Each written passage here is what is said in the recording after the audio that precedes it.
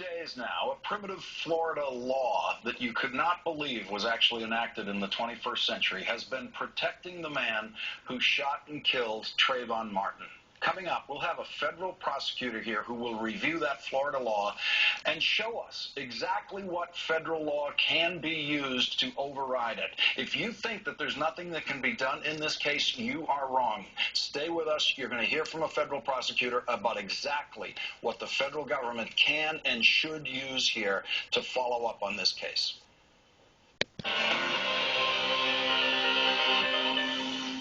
In Florida and more than a dozen other states, you have the right to stand your ground. In 2005, Florida was the first state to enact a law pushed by the National Rifle Association using the concept of standing your ground in self-defense.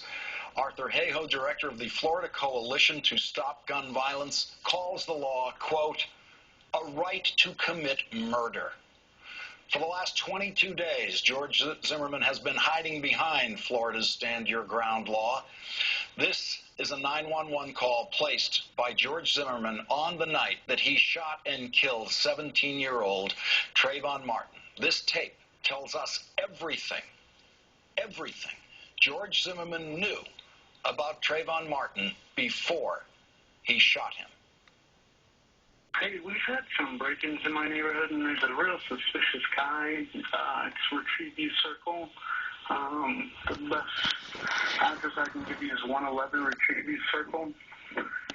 This guy looks like he's up to no good, or he's on drugs or something. It's raining, and he's just walking around looking about. Okay, and this guy, is he white, black, or Hispanic? He looks black. Did you see what he was wearing? Yeah, a dark hoodie, like a gray hoodie, and either jeans or sweatpants and white tennis shoes. He's here now. He was just staring. Oh, he's just walking around the area? At all the houses. Okay. And now he's just staring at me. He's got his hand in his waistband. And he's a black male. Okay. How old would you say he He's looked? got a button on his shirt. Late teens. Late teens, okay. Mm-hmm. Something's wrong with him. Yep. He's coming to check me out. He's got something in his hands. I don't know what his deal is. Okay, just let me know if he does Get an anything, officer okay? over here. Yeah, we got him on the way. Just let me know if this guy does anything else. Okay. Yeah. They always get away. Down towards the other entrance of the neighborhood. Okay. Which entrance is that he's heading towards? The back entrance. Are you following him? Yeah. Okay, we don't need you to do that. Okay. But George Zimmerman defied the police and continued to follow Trayvon Martin. The next thing we know is that more 911 calls started pouring into the police from witnesses in the neighborhood who were hearing screaming. 911, do you need police, fire, medical? Maybe both. I'm not sure. There's just someone screaming outside. Okay, what's the address that they're near? Okay, and is it a male or female? It sounds like a male. Okay, and you don't know why? I don't know why. I think they're yelling help, but I don't know. Just send someone quick. Say stop. Okay, does he look hurt? I can't see him. I don't want to go out there. I don't know what's going on. So they're sending. So you think he's yelling help? Yes. All right, what is your number?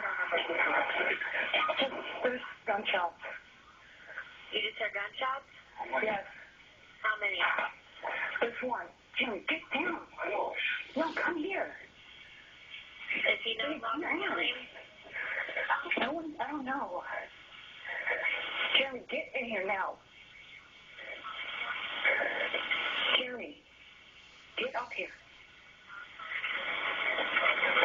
Is he right outside? Yeah, pretty much out the back, yeah. Is he in front of it or behind that address? He's behind my house. Okay. Just stay away from the windows. I don't hear him yelling anymore. To Today, the Congressional Black Caucus called on the Justice Department to step in and conduct the investigation that the local police have so far refused to do. Joining me now, Congressional Black Caucus member, Congresswoman Corrine Brown, who represents the district where Trayvon Martin was killed, and former United States Attorney for New York, Dan French. Congresswoman Brown, do you have the support of Governor Rick Scott and others in Florida for this kind of investigation? Now, I have the support of the mayor of Sanford, Florida, and I've talked with him. I spent 5 hours with him and the city councilwoman, and the mayor will be here tomorrow, and we have a meeting with the United States Justice Department. In Washington? In Washington. The mayor is coming up here for that? That's correct. Has the governor said anything about this? I have not talked with the governor. Dan French, your former prosecutor, the facts as you hear them presented so far, what would you do with this case? The United States has a hate crimes law, and it's a very simple statute. If you hurt or kill somebody because of their race, it's a hate crime. If you kill them, you can face life in prison. The Justice Department has the authority to investigate those cases in the interest of justice. I think in this case, you have that. You certainly have. Let me stop you on that. In the interest of justice, that's a guideline phrase in federal law for federal prosecutors when they're looking at these different cases and they say why this one, why that one. Sometimes in fact, community outrage, as in this case, is taken into consideration in what they call in the interest of justice. And that's exactly right, because you could have a situation where the state asks you to investigate it, or the locals ask you to investigate it. If they don't, you can still. In the interest of public justice. And that's all you need here. And the Congresswoman has asked for an investigation. We know that the chief of police and the mayor seemingly want a meeting with the Justice Department. The Justice Department has the authority to investigate, and I predict tomorrow you're going to hear, or soon thereafter, that they're going to investigate this case. The law that Florida enacted in 2005 is, depending on what the witness situation is, a license to kill. If you don't have witnesses who can contradict your story, it sounds like there's nothing you can't get away with. The key here is that there is no good ending to this. We have a baby that's dead. Any parent nightmare. In addition to that, the young man can never tell his side of what happened. And clearly, you have, and I've been listening to the news, and you're saying that you had, this person was a self-appointed. Clearly, he had not gone through the training of a neighborhood watch, because the police asked him to stand down. He did not. And 5 minutes later, this boy is dead. Could you see this coming? The Orlando Sentinel did an article the other day saying that in the 5 months after this law was enacted, there were at least 13 shootings in Central Florida where self-defense was claimed. Out of 6 men killed and 4 more wounded. Out of 10 shot, only 1 of them was actually armed. That's just in the first 5 months after the 2005 enactment. Listen, I think there's something wrong with this underlying bill. Yes. And as we speak, he still can have a gun. Do you understand? Yeah. Because he was not arrested. Now, if this happens on a police force, you automatically ask the police officer, he get a desk duty when the investigation is going on. That is not even true with this case. That person still have the right to carry a gun and have the license that have not been revoked. There's something wrong with this picture. Dan French, take this case out of Florida, bring it into New York, where you used to be a prosecutor, New York state law. What would happen? In New York, and really in the vast majority of states, there's something called the duty to retreat. Duty to retreat in self-defense. In self-defense. And then if you ultimately are charged with a crime, it's an affirmative defense that you did self-defend yourself. Florida's really turned it on its head. So in Florida, what happens? So the question of what you did in self-defense becomes an issue if you're charged with a crime in a place like New York State or 30 other states. Correct. It's an affirmative defense that you bring at trial. Florida flipped it around. So in Florida, if you stand your ground and you kill somebody, in this case, if that's the claim, they stood their ground and they killed that person, before the police can bring that case, they have to demonstrate there was probable cause to believe that your conduct the force you used was inappropriate. They take it a step further in the Florida law. There's a hearing that has to occur before you get to trial. A judge will sit and decide whether your force was appropriate. So they turn that entire system on its head, or at least how it is in most other states. Completely empowering the man with the gun. Well, it shifts the burden. It puts the burden in a different place. But I mean, come on. This young man was visiting his daddy and was walking home from the 7-Eleven. He was not doing anything. I mean, in America, I mean, you're not safe to walk your streets home, and the police asked you to step down. You did not.